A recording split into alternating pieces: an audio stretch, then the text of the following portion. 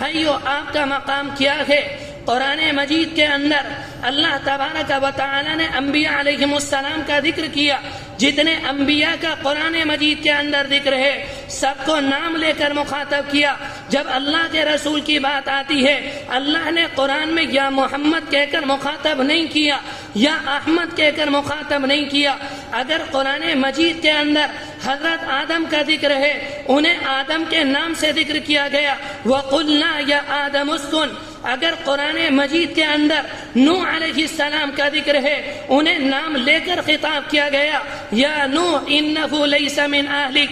اگر اسماعیل علیہ السلام کا ذکر ہے اگر ابراہیم علیہ السلام کا ذکر ہے سب کو ان کے نام سے خطاب کیا گیا. جب پیغمبر کی بات آئی اللہ نے نام لے کر نہیں بلکہ آپ کو القاب کے ساتھ مخاطب کیا.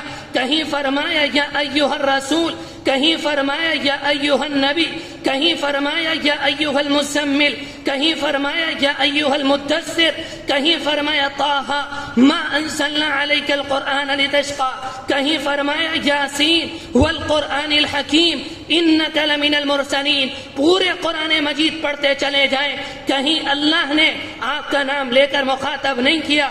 یہ کیا ہے؟ یہ آپ کا مقام ہے. جب آپ کا مقام اتنا بلند ہے تو آپ کی امت کا مقام دوسری امتوں کے مقابلے میں سب سے بلند ہے. روایت کے اندر آتا ہے موسیٰ علیہ السلام اللہ سے خطاب کیا کرتے تھے, اللہ سے بات کیا کرتے تھے. ایک موقع پر اللہ نے موسیٰ علیہ السلام سے فرمایا اے موسیٰ میں نے ایک امت پیدا کی ہے جو سب سے آخر میں ہوگی اور جنت میں سب سے پہلے جائے گی.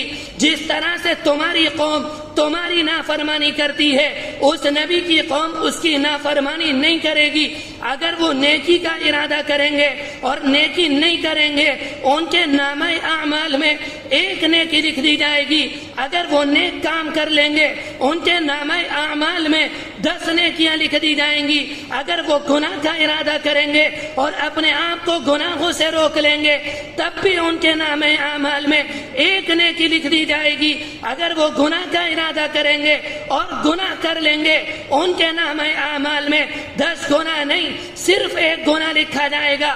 جب انہیں نماز کے لیے بلایا جائے گا وہ نماز کے لیے دوڑ پڑیں گے. جب انہیں اللہ کے راستے میں نکلنے کے لیے بلایا جائے گا وہ اپنے بیوی بچوں کے پاس ہوں گے. کوئی اپنی دکان پر ہوگا, کوئی اپنی تجارت میں ہوگا, کوئی منڈی میں ہوگا, کوئی کھیت کے اندر ہوگا. جب ان کے کانوں میں قرآن مجید کی یہ آیت جائے گی انفروا خفافا وثقالا وجاہدوا فی سبیل اللہ. اگر تمہارے جسم ہلکے ہیں تب بھی اور تمہارے جسم بھاری ہیں تب بھی تم اللہ کے راستے میں نکل جاؤ. وہ اپنے بیوی کو چھوڑ دیں گے, وہ اپنی دکانوں کو بند کر دیں گے, وہ اپنی تجارت کو بند کر دیں گے, مزدور مزدوری کو چھوڑ دے گا اور کھیت والا کھیت کو چھوڑ کر اللہ کے راستے میں نکلنے کو تیار ہو جائے گا. موسیٰ علیہ السلام نے معلوم کیا اے اللہ کیا وہ میری امت ہے؟ اس موقع پر اللہ نے فرمایا موسیٰ وہ تمہاری نہیں بلکہ وہ میرے محبوب کی امت ہے. موسیٰ علیہ السلام کہنے لگے اے اللہ اس امت کا نبی مجھے بنا دیجئے. اللہ نے اس موقع پر کہا اے موسیٰ میں نے اس نبی کا انتخاب پہلے کر لیا. اگر مجھے وہ نبی نہ بنانا ہوتا میں زمین نہ بناتا, میں آسمان نہ بناتا, میں چاند نہ بناتا, میں ستارے نہ بناتا, میں یہ سمندر نہ بناتا, میں یہ پہاڑ نہ بناتا. یہ کائنات جو میں نے سجائی ہے یہ میں نے اپنے نبی کے لیے بنائی ہے. میرے بھائیو جیسے آپ نے نبی کا مقام بلند ہے بالکل اسی طرح سے اس امت کا مقام بلند ہے. قیامت کا دن ہوگا سارے لوگ پریشان ہوں گے, میدان میں کھڑے ہوں گے, سورج قریب ہوگا, حساب و کتاب شروع نہیں ہوگا. لوگ آپس میں مشورہ کریں گے, کھڑے کھڑے ہزاروں سال بیت جائیں گے, کیا کیا جائے. لوگ آپس میں مشورہ کریں گے, کہیں گے آدم علیہ السلام کے پاس چلو. لوگ آدم علیہ السلام کے پاس آئیں گے اور جا کر کہیں گے آپ وہ ہیں جنہیں اللہ نے خود بنایا, آپ کے سامنے فرشتوں نے سجدہ کیا, آپ جنت کے اندر گئے، ہم آپ کے پاس آئے، آپ اللہ سے سفارش کر دیجئے، اللہ حساب و کتاب شروع کر دے۔ اس موقع پر آدم علیہ السلام کہیں گے میں تمہارا باپ ہوں، تم میرے بچے ہو، مگر میں اللہ کے سامنے نہیں جا سکتا۔ اللہ نے مجھے جنت میں بھیجا تھا اور مجھ سے کہا تھا درخت کے قریب مت جانا، میں درخت کے قریب چلا گیا۔ اگر میں اللہ کے پاس چلا گیا، اللہ نے مجھ سے معلوم کیا آدم کس منہ سے آئے ہو، پہلے اس بات کا تو حساب دو، ہم نے تم سے کہا تھا درخت کے قریب مت جانا، تم درخت کے قریب کیوں چلے گئے؟ آدم علیہ السلام کہیں گے میری ہمت نہیں، الیوم غضب ربی ولم یغضب قبل ولم یغضب بعد، آج میرا رب ایسے غضب میں ہے، آج سے پہلے ایسا غضب نہیں تھا اور آج کے بعد ایسا غصے میں نہیں ہوگا۔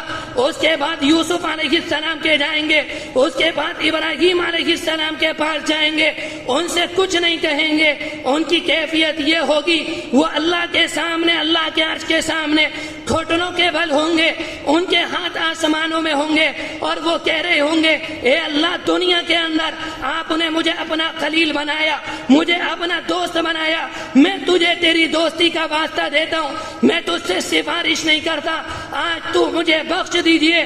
اس کے بعد عیسیٰ علیہ السلام کے پاس آئیں گے، وہ بھی منع کر دیں گے، اللہ کے رسول کے پاس آئیں گے، اللہ کے رسول علیہ السلام کھڑے ہوں گے، اللہ کے دربار میں آئیں گے، زبان سے کچھ نہیں کہیں گے، عرش کے سامنے سجدے میں چلے جائیں گے، اور وہ سجدہ 1 منٹ کا نہیں ہوگا، آدھا گھنٹے کا نہیں ہوگا۔ بخاری شریف کے الفاظ ہیں ما شاء اللہ کان، جب تک اللہ چاہے گا آپ سجدے میں پڑے رہیں گے۔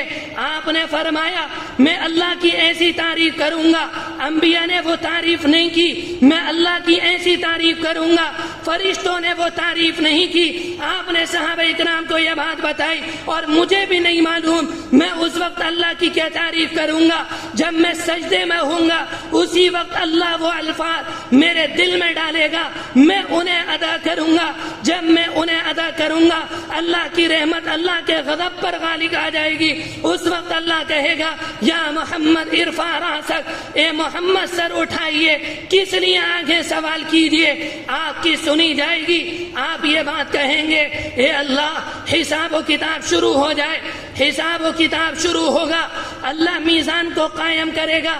اللہ کے رسول علیہ السلام نے اللہ کا عدل لوگوں کو سمجھانے کے لیے، صحابہ اکرام کو سمجھانے کے لیے، ہمیں اور آپ کو سمجھانے کے لیے یہ مثال بیان فرمائی تھی۔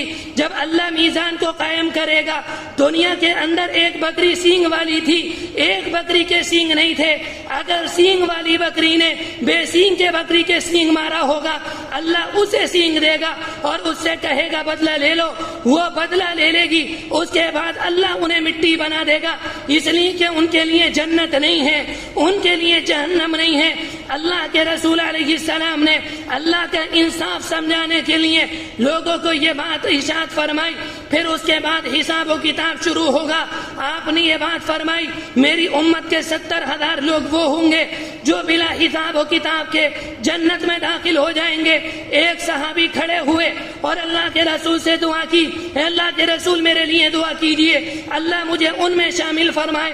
آپ نے فرمایا انت منہم، تم ان میں سے ہو۔ اس کے بعد دوسرے صحابی کھڑے ہوئے، انہوں نے کہا اللہ کے رسول میرے لیے دعا فرمائیے۔ اس موقع پر آپ نے فرمایا سبق بہا اکاشا، اکاشا تم سے سبقت لے گئے، اس لیے کہ قبولیت کی گھڑی ہوتی ہے، اس قبولیت کی گھڑی میں وہ صحابہ اکرام وہ صحابی سبقت لے گئے، دوسروں کو آپ نے بٹھا دیا۔ آپ نے فرمایا حساب و کتاب شروع ہوگا، لوگ جنت میں جانے لگیں گے، انبیاء سفارش کریں گے، حفاظ سفارش کریں گے، شہداء سفارش کریں گے، سارے کے سارے لوگ سفارش کریں گے، لوگ جنت میں جانے لگیں گے۔ پھر آپ نے یہ بات ارشاد فرمائی صحابہ اکرام کو سمجھانے کے لیے غریبوں کا خیال رکھا کرو، جہنمی صف باندھ کر کھڑے ہوں گے، ایک کمزور درجے کا غریب آدمی جس کے لیے جنت طے ہو چکی ہوگی وہ ان کے پاس سے گزرے گا، جو انسان جہنم کی صف میں کھڑا ہوگا وہ اسے روکے گا اور اس سے یہ بات کہے گا دنیا کے اندر تمہارے پاس کپڑے نہیں تھے، میں نے تمہیں کپڑے دیے، تمہارے پاس چھت نہیں تھی، میں نے تمہارے لیے چھت کا انتظام کیا، تمہارے پاس گھر نہیں تھا، میں نے تمہارے لیے گھر کا انتظام کیا، تمہارے پاس کھانے کو کھانا نہیں تھا، میں نے تمہیں کھانا دیا، تمہارے پاس پانی نہیں تھا، میں نے تمہارے لیے پانی کا انتظام کیا، تمہارے پاس دوا کو پیسے نہیں تھے، میں نے تمہارا علاج کیا، دنیا میں تمہارے کام آیا، آج اللہ سے میری سفارش کر دو، اللہ مجھے جہنم سے بچا لے اور مجھے جنت میں بھیج دے۔ وہ اللہ کا بندہ اللہ سے سفارش کرے گا، اللہ اس کی سفارش کو قبول کرے گا۔ جن کے لیے جہنم واجب ہو چکی تھی اللہ ان کے لیے جنت کا فیصلہ کر دے گا۔